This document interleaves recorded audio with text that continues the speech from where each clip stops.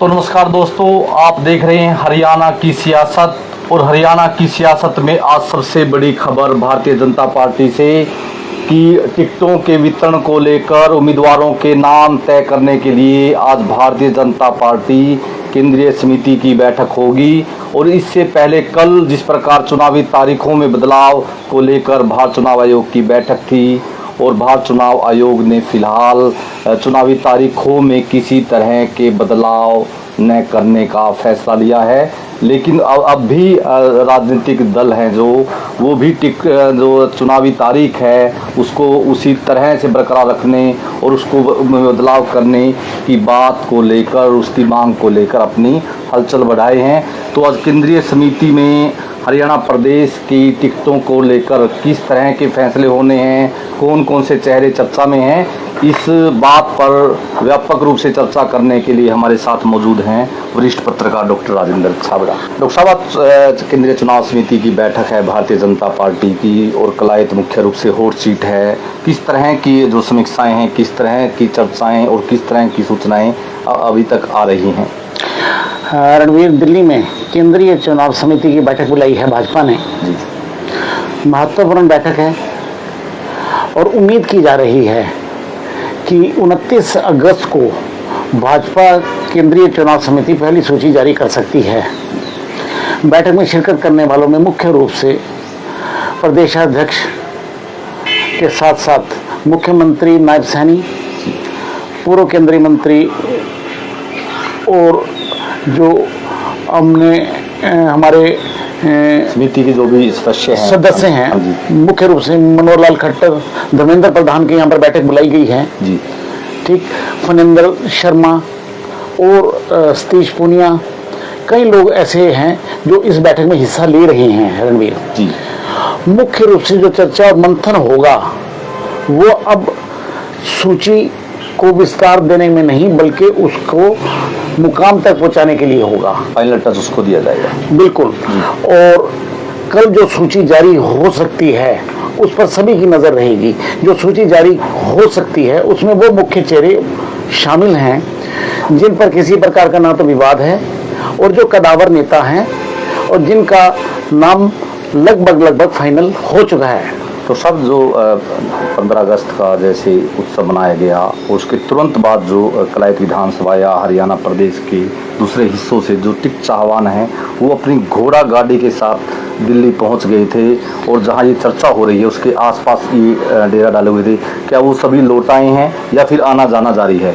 जिस प्रकार दिल्ली में भीड़ जुटी जी, पहले गुरुग्राम में जो बैठक 2 दिन चली, लगातार मंथन हुआ 21 और 22 को जी। उस मंथन के बाद इन्हें निर्देश दिए गए थे जो प्रत्याशी देगी वे आप घर लौट जाइए। फैसला चुनाव समिति को करना है। राज्य की जो निर्वाचन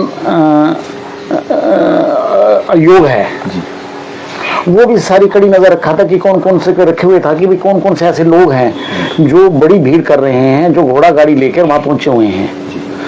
इस महीने से बीजेपी कैडर इस पर नजदीकी नजर रखे हुए था कि इन लोगों को यहाँ पर इकट्ठा ना होने दिया जाए और उन लोगों के नाम अब राज्य समिति से केंद्रीय समिति में जा चुके हैं।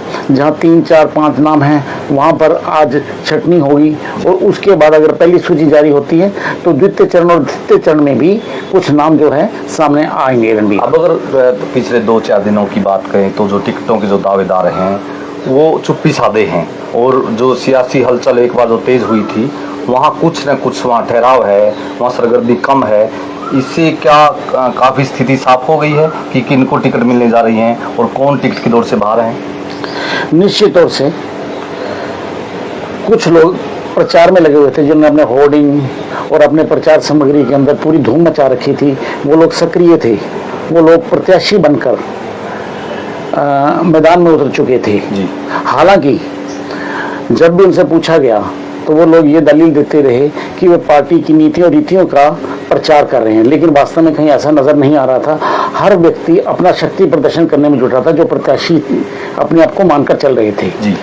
तो निश्चित तौर से इन लोगों को भी आभास है कि केंद्रीय चुनाव समिति ही अब अंतिम फैसला करेगी कि टिकट की जो किसकी झोली में जाती है। डॉक्टर साहब, आप भारतीय जनता पार्टी की टिकटों की अभी जिक्र यहाँ कर रहे थे, और जो कलायत है वो मुख्य रूप से हॉट सीट बनी है।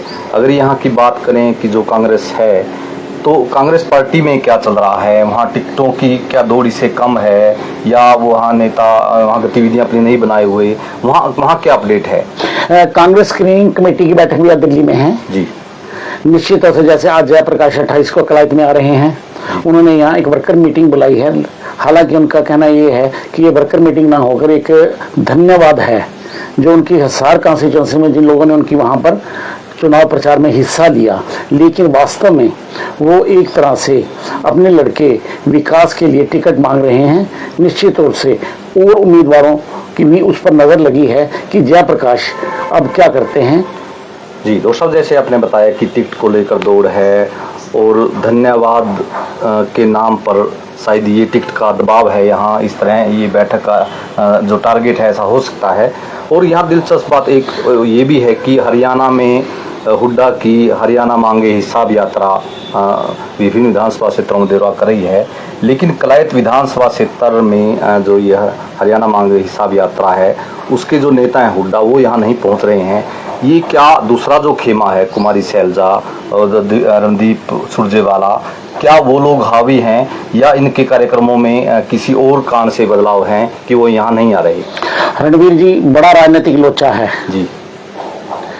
भूपेंद्र सिंह हुड्डा और उनके पुत्र को यहाँ पर आना था।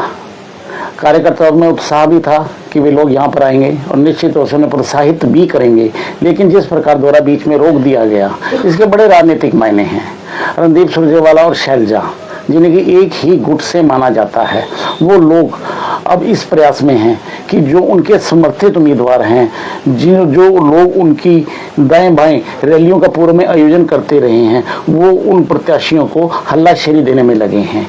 जयप्रकाश के लिए भी अगर मान के चलें जी, वो हुड्डा गुट से आते हैं, उनके लिए भी एक बड़ी चुनौती है। तो सब 22 अगस्त को प्रदेश के मुख्यमंत्री नायब सिंह सैनी अनाज मंडी में जन आशीर्वाद रैली के माध्यम से न केवल अपने कार्यकाल का हिसाब दे गए, बल्कि कांग्रेस का जो राज रहा 10 साल का हुड्डा, खास तौर से उन्होंने उस पर टारगेट किया और बड़े सवाल वहाँ खड़े हो गए।